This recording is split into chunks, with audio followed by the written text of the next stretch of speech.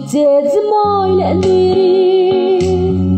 Tilayan at samre Chom kai lo min sit lo va Katak lo na siyayin min vui renga Kapor so min katan hadir ko inisi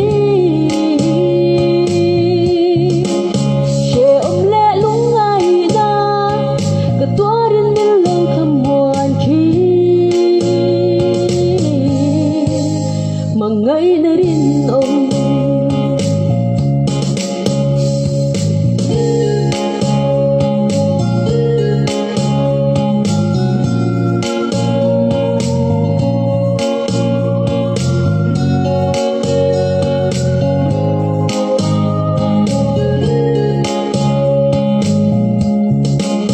Karan lên đến na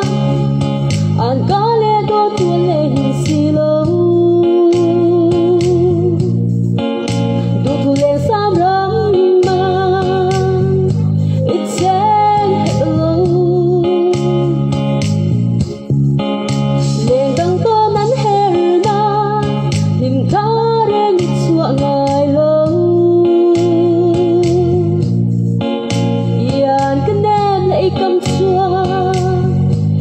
tu amboye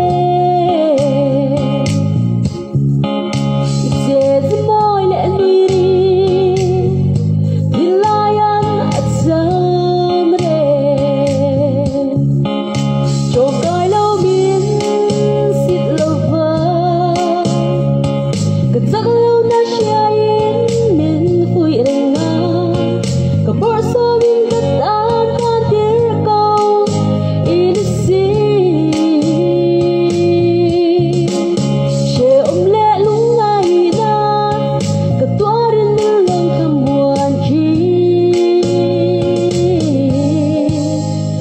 Ngay na rin ông Ngay na rostar bunturing aga Aku mum tegur ibong arena Itavo ile na tu adang silo Imbelan baysay na exam renchi